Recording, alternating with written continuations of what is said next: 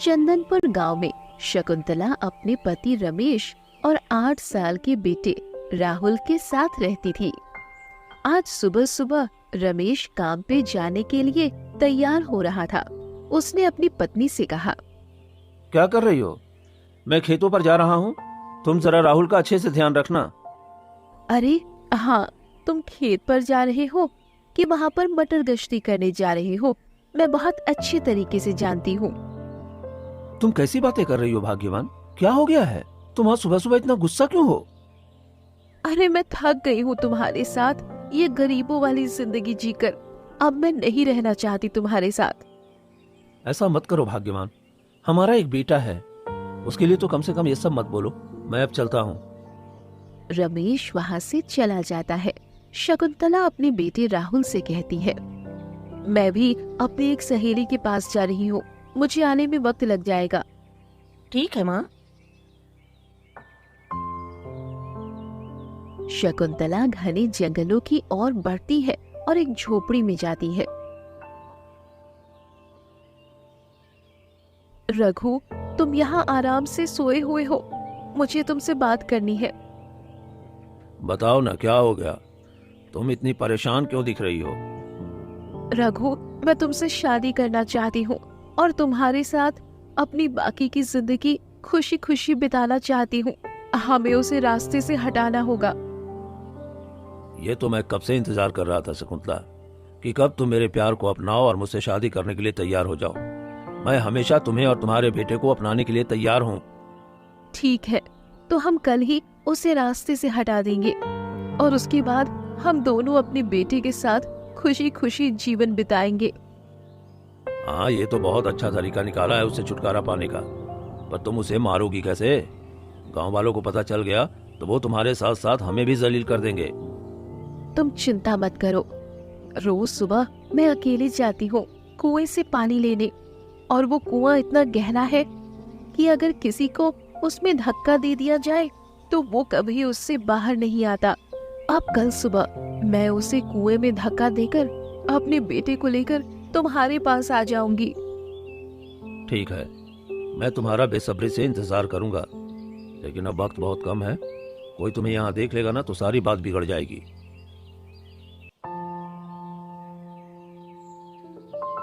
शकुंतला वापस घर लौटती है। तभी रमेश उससे कहता है, कहाँ गई थी शकुंतला? मैं कब से यहाँ पर था, और तुम कहाँ से आ रही हो? अरे वो मैं अपनी दोस्त निधि से मिलने गई थी, उसका घर जंगल में ही है। कई बार कह रही थी मिलने के लिए, इसीलिए आज जाकर मिल लिया। चलो, अच्छा किया तुमने। जल्दी से मुझे खाने को दे दो, मुझे बहुत भूख लगी है। हाँ क्यों नहीं, रुकिए मैं अभी आपके लिए खाना लेकर आती हूँ। दोनों खाना खाते हैं और सो जाते हैं।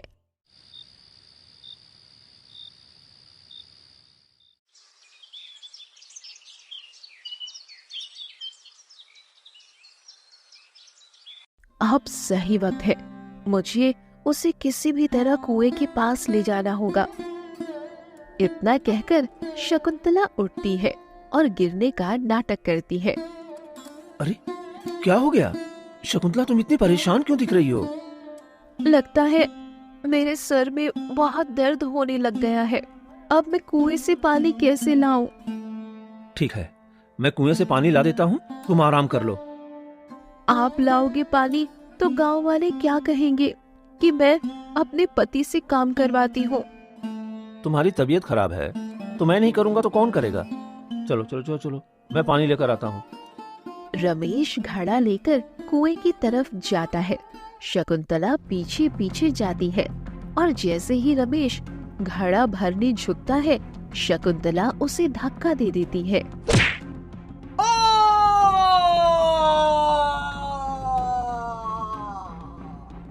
अब तुम कभी मेरे बीच नहीं आ सकते हो, हमेशा हमेशा के लिए मेरे रास्ते से हट गए। वही रमेश जैसे ही कुएं के अंदर गिरता है तो वहाँ पर जमीन आ जाती है। अरे ये क्या, मैं कुएं में गिरा हूँ लेकिन फिर भी यहाँ पानी नहीं है। ये कैसे हो सकता है? वो पत्नी ने मुझे धक्का दे दिया। शकुंतला, शकुंतला मुझसे इतना नफरत कैसे कर सकती है? कैसे नफरत कर सकती है?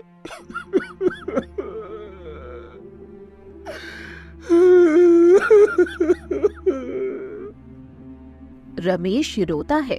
तभी एक बंदर आ जाता है। अरे, ये कैसे हुआ? कुएं के अंदर बंदर? क्या मैं कोई सपना देख रहा हूँ? नहीं, तुम कोई सपना नहीं देख रहे हो। तुम्हारी पत्नी ने तुम्हें इस कुएं में धक्का जरूर दिया है। इस कुएं में पानी नहीं रहता। जब कोई बाल्टी डालता है तभी पानी आता है, और जब कोई इसमें गिरता है तो वो जमीन पर आ जाता है। ये कुएं का रहस्य है। तुम एक बंदर हो, तुम्हें ये सब कैसे पता? मुझे भी गांव वाले ने उठाकर इस कुएं में फेंक दिया था, और मुझे लगा मैं मर जाऊंगा, लेकिन मैं बच गया। और यहाँ से बाहर जाने का एक रास्ता है। 3 मुश्किल दरवाजे पार करनी होगी, फिर एक मोती मिलेगा। उसी मोती से धरती लोक का द्वार खुलेगा। ठीक है, चलो मैं धरती लोक वापस जाऊंगा अपने बेटे राहुल के लिए। मैं उसे शकुंतला के हवाले नहीं छोड़ सकता। जिसने मुझे मारने की कोशिश की वो मेरे बेटे को भी मार सकती है। हाँ चलो। वहीं दूसरी तरफ शकुंतला झोपड़ी के बाहर बैठकर रोने का नाटक करती है। हे भगवान, मैं लुट गई, मैं बर्बाद हो गई। मेरा पति कुएं में डूबकर मर गया। मैं विधवा हो गई। मेरा बेटा अब किसके सहारे रहेगा? कोई मेरी मदद करो। तभी गांव वाले इकट्ठा हो जाते हैं। क्या हो गया शकुंतला? रमेश को क्या हुआ था? वो सुबह पानी भरने गए थे कुएं में। मैंने उन्हें मना किया, फिर भी वो गए और वो कुएं में गिर गए। और मैंने बहुत देर तक ढूंढा पर आवाज नहीं आई। मेरे पति अब इस दुनिया में नहीं रहे। ये तो बहुत गलत हुआ। अब कैसे एक बेटे के साथ जीवन बिताएगी बेचारी। शकुंतला, तुम्हारा पति अब इस दुनिया में नहीं रहा, लेकिन अपनी जिंदगी में आगे बढ़ने की कोशिश करो। हम इतना ही कह सकते हैं। गांव वाले चले जाते हैं। माँ, हमारे पिताजी को क्या हुआ है? वो हमें छोड़कर कहाँ चले गए? चिंता मत कर बेटा, तुम्हारे पिता अब इस दुनिया में नहीं रहे, इसीलिए मैं अब दूसरी शादी करने वाली हूँ और अब से वही तुम्हारे पिता है। नहीं, मैं अपने पिता की जगह किसी और को नहीं दे सकता हूँ। अगर तुम मुझसे जबान लड़ाओगे तो तुम्हें भी यही जान से मार दूंगी। समझ गया ना? तेरे बाप को भी मार दिया और तुम्हें भी मार दूंगी। चुपचाप मेरी बात मान और चल मेरे साथ। वहीं दूसरी तरफ कुएं में चलो रमेश, जल्दी कदम बढ़ाओ। बंदर और रमेश दोनों अंधेरे कुएं से आगे चलते हैं और एक बहुत बड़ी मैदान में पहुंच जाते हैं। अरे, मुझे तो यकीन ही नहीं हो रहा है कि हम लोग कुएं से बाहर इस मैदानी दुनिया में आ गए हैं। और यहाँ देखो तो सभी चीजें कितनी अजीब लग रही हैं। ये तो हमारी दुनिया से थोड़ा अलग है। हाँ, क्योंकि यह कोई साधारण दुनिया नहीं है। ये एक जादुई दुनिया है, और ये दुनिया कुएं के अंदर है। यहाँ से हमें किसी तरह बाहर निकलना है और वो मोती ढूंढना है। चलो जल्दी आगे चलते हैं। हाँ, क्यों नहीं, चलो चलते हैं। दोनों आगे बढ़ते हैं। तभी रास्ते में एक बूढ़ी औरत दिखाई देती है, जिसका शरीर खून से लथपथ था और वो जमीन पर घायल अवस्था में पड़ी थी। अरे, ये क्या? ये तो कोई बूढ़ी औरत है। और देखो, इसके शरीर पर कितने सारे घाव के निशान हैं और ये जख्मी हालत में है। हमें इसकी मदद करनी चाहिए। अरे रहने दो, अगर हम इसकी मदद करेंगे तो हम आगे नहीं बढ़ पाएंगे और समय भी लग जाएगा। अरे हमें आगे बढ़ना चाहिए। नहीं नहीं, हम किसी को ऐसे घायल अवस्था में छोड़कर आगे नहीं जा सकते। मैं इनकी मदद करूंगा। रमेश बूढ़ी औरत के पास जाता है। अम्मा, अम्मा, आप ठीक तो है ना? और आपके शरीर पर इतने जख्म के निशान, ये कैसे हुए? बताइए, मैं आपकी क्या मदद कर सकता हूँ? बेटा, मुझे एक जंगली भालू ने जख्मी कर दिया है और मेरा खून ज्यादा बह जाने की वजह से मैं ढंग से खड़ी भी नहीं हो पा रही हूँ। मेरी मदद कर दो। मेरे लिए कुछ खाने का इंतजाम कर दो और मेरे इस घाव पर कुछ औषधि लगा दो, वरना मैं मर जाऊंगी। नहीं नहीं अम्मा, मैं आपको कुछ नहीं होने दूंगा। रुकिए, मैं आपके लिए पहले औषधि का इंतजाम करता हूँ, उसके बाद खाने को भी लाऊंगा। रमेश आगे बढ़ता है। अरे रमेश, हमें औषधि और उसके लिए खाना ढूंढने में बहुत वक्त लग जाएगा। थोड़ी ही आगे जाता है तभी रमेश को औषधि के पौधे दिखते हैं। अरे, यहाँ तो इतने सारे औषधि हैं, ये तो सच में खुद चलकर हमारे पास आ गए। तुम्हें सच में पता है कि ये औषधीय पत्ते हैं? अगर तुमने गलत पत्ते का इस्तेमाल किया तो वो बूढ़ी औरत की जान जा सकती है और वो हमें बुरी तरह से फंसा सकती है। अरे नहीं, ये 3 मुखी पत्ता है, इससे घाव जल्दी भर जाते हैं और शरीर में पानी की कमी भी नहीं होती। हमें यही पत्ते मसलकर अम्मा के घाव पर लगाने होंगे। रमेश पत्ते तोड़कर वापस आता है और घाव पर लगाता है। अरे ये क्या, मेरा घाव तो बहुत दुख रहा है बेटा, बिल्कुल मिर्ची जैसा लग रहा है। चिंता मत करो अम्मा, बस थोड़ी देर लगेगी, उसके बाद देखना जल्दी ही आपका घाव भर जाएगा। अब मैं आपके लिए कुछ खाने का इंतजाम करता हूँ। रमेश आगे बढ़ता है तभी बंदर पेड़ पर चढ़ता है और फल तोड़कर नीचे गिरा देता है। अरे दोस्त, तुम तो सच में अम्मा की मदद कर रहे हो। तुमने तो मना किया था, जो मदद नहीं करोगे। दोस्त, तुम मदद कर रहे हो तो मुझे भी कुछ करना पड़ेगा, क्योंकि हमें इस दुनिया से साथ में ही बाहर जाना है। ठीक है, अब जल्दी चलो, इतना फल काफी है अम्मा के लिए। अम्मा, ये लो, मैं आपके लिए फल ले आया हूँ, अब ये फल खा लो और जल्दी से ठीक हो जाओ। जैसे ही बूढ़ी औरत फल खाती है, तेज रोशनी फैलती है और वो खूबसूरत देवी में बदल जाती है। ये क्या, तुम तो बूढ़ी औरत थी, फिर एक खूबसूरत देवी में कैसे बदल गई? ये क्या हो रहा है? मुझे भी यकीन नहीं हो पा रहा है। तुम कौन हो और हम दोनों के साथ ये खेल क्यों खेल रही हो? अरे हमें जाने दो, हम पहले से ही मुसीबत में फंसे हैं। मैं कोई और नहीं बल्कि इस दुनिया की रक्षक हूँ। जो भी व्यक्ति मेरी सीमा में प्रवेश करता है, उसकी परीक्षा लेती हूँ कि क्या वो नेक नियत से आया है। लेकिन तुम दोनों दिल के बहुत नेक इंसान हो, इसीलिए मेरी परीक्षा में पास हो गए हो। अब तुम दोनों आगे जा सकते हो। मुझे तो यकीन नहीं हो रहा है कि आप सच में एक देवी हैं। अब तुम दोनों जल्दी आगे बढ़ जाओ, क्योंकि इस दुनिया का द्वार बंद होने वाला है। तुम सीमा पार कर चुके हो। रमेश और बंदर तेजी से आगे दौड़ते हैं। तेज रोशनी होती है और पीछे की दुनिया गायब हो जाती है। देखा दोस्त, हमने एक दुनिया का दरवाजा पार कर लिया। सच में यकीन नहीं हो रहा है। बस दिल शुद्ध रखो दोस्त, देखना ये दूसरी दुनिया का भी दरवाजा अच्छे से पार कर लेंगे और वो मोती हमें मिल जाएगा जिससे हम अपनी धरती लोक का द्वार खोल सकते हैं। चलो अब आगे बढ़ते हैं।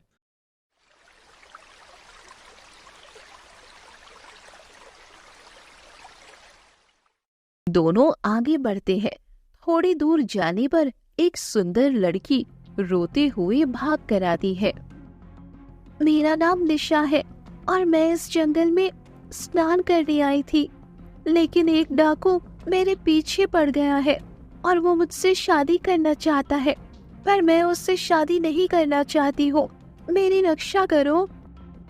नहीं, कोई भी तुम्हारी मर्जी के खिलाफ तुमसे शादी नहीं कर सकता, चाहे वो डाकू हो या राजा, किसी को हक नहीं है। दोस्त, हमें इन डाकुओं के पचड़े में नहीं पड़ना चाहिए भाई। डाकू बहुत खतरनाक होते हैं, वो हम दोनों को जान से मार देंगे। नहीं, ऐसा मत कहो। अगर तुम लोग मेरी मदद नहीं करोगे तो वो डाकू मुझे गुलाम बना लेगा। उसने पहले से ही 3-4 लड़कियों की जिंदगी बर्बाद कर दी है और अब मेरी भी जिंदगी बर्बाद करना चाहता है। कृपया मेरी मदद करो। तुम चिंता मत करो, तुम मेरी बहन जैसी हो, मैं तुम्हारी रक्षा करूंगा और उसे तुम्हें छूने भी नहीं दूंगा। इतने में एक डाकू भागते हुए आता है। अरे ओए, जो मेरे रास्ते में आएगा ना, उसे मैं चुटकियों में मौत दे दूंगा। चल जल्दी से लड़की को मेरे हवाले कर दो। नहीं, तुम लड़की को छू भी नहीं सकते हो। अगर उसे छूना है तो पहले मुझे हराना होगा, तब उसके करीब जा पाओगे। एक मामूली इंसान मुझे रोक पाएगा? हाँ? अरे मैं तुम्हें चुटकियों में मसल दूंगा। अब जल्दी लड़की को मेरे हवाले कर दो। तभी एक बंदर लाठी उठाकर डाकू के सिर पर जोर से मार देता है, जिससे डाकू बेहोश होकर जमीन पर गिर जाता है। तुम लोगों ने मेरी रक्षा की, वरना ये डाकू तो मुझे अपने साथ ले ही जाता। अब तुम सुरक्षित हो बहन, अपने घर चली जाओ, वरना इसके साथ और लोग भी होंगे, वे तुम्हें नुकसान पहुंचा सकते हैं। निशा अपनी मुट्ठी खोलती है, उसमें एक चमकती हुई चाबी होती है। ये लो, ये चाबी लो। तुम जिस दरवाजे के आगे जाना चाहते हो, इसी चाबी से तुम्हारा अगला द्वार खुलेगा। तुम ये क्या कह रही हो?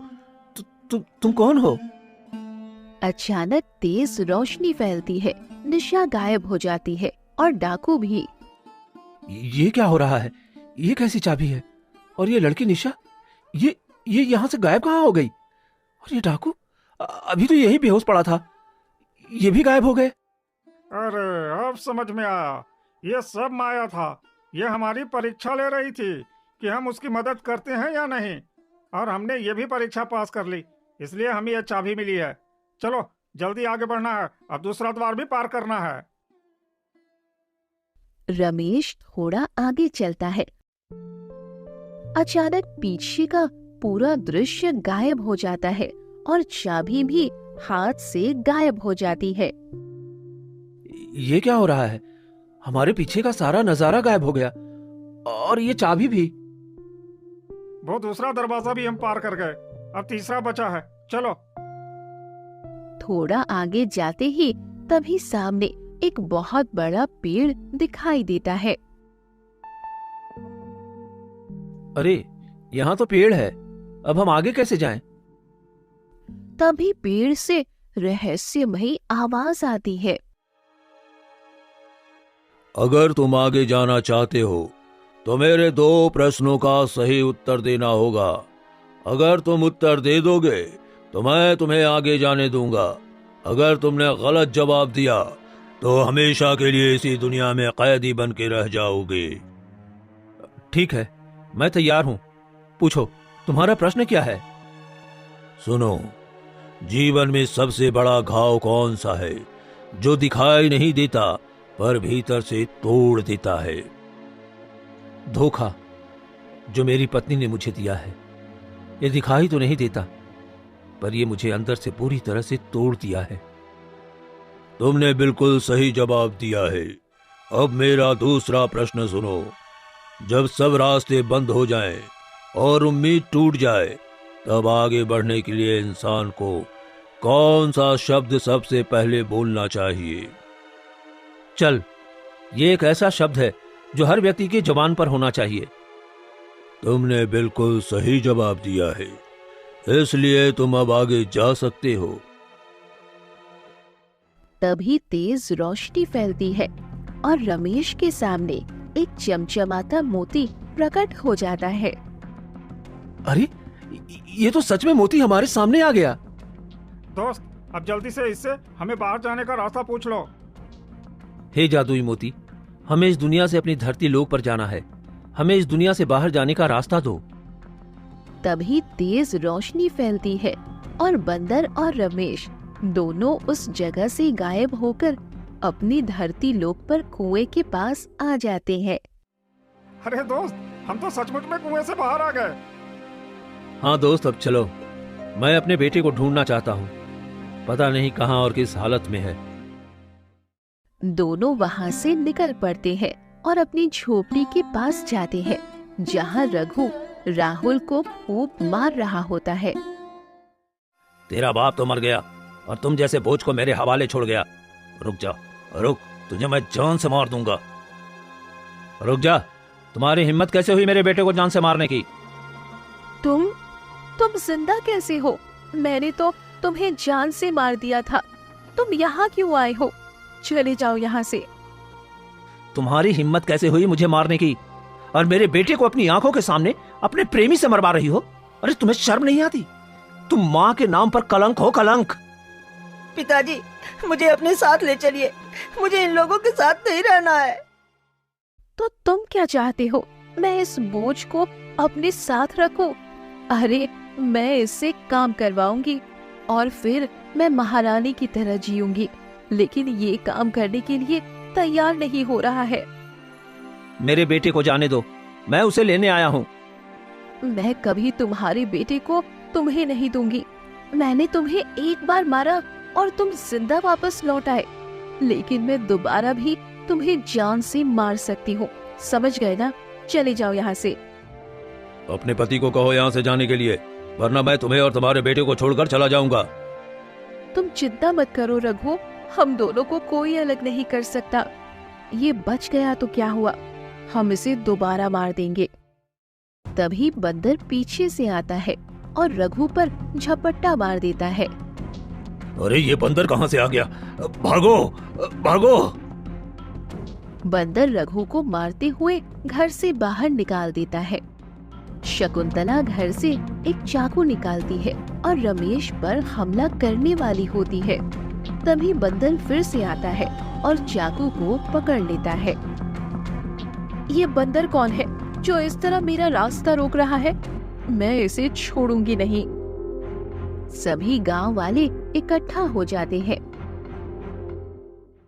अरे यहाँ क्या चीज का शोर मचा हुआ है? और रमेश, तुम जिंदा हो?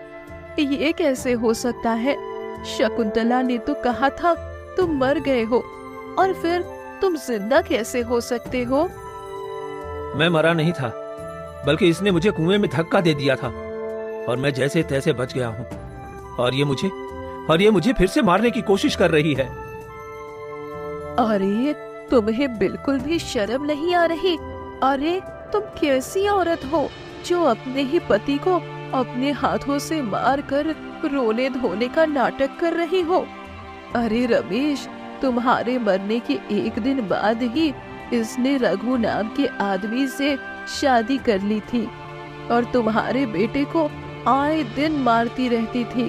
हम लोग चाहकर भी तुम्हारे बेटे की मदद नहीं कर पाए थे। चलो इसे लेकर मुखिया के पास चलते हैं, अब मुखिया ही इसका फैसला करेंगे। गांव वाले मिलकर शकुंतला को लेकर मुखिया के पास जाते हैं। अरे क्या हो गया? तुम लोग इतने परेशान क्यों हो और इसे यहाँ लेकर क्यों आए हो? मुखिया जी, ये शकुंतला एक ऐसी औरत है जिसने अपने पति को जान से मारने की कोशिश की और अपने प्रेमी से शादी करके अपने बेटे को भी जान से मारने की साजिश रच रही थी। क्या मेरे गांव में इतना बड़ा षड्यंत्र? मैं बर्दाश्त नहीं कर सकता। इस औरत को गांव से बाहर निकाल दो और आइंदा कभी यहाँ दिखना नहीं चाहिए। नहीं, ऐसा मत करिए मुखिया जी, मैं कहाँ जाऊंगी? मुझे माफ कर दीजिए, गलती हो गई।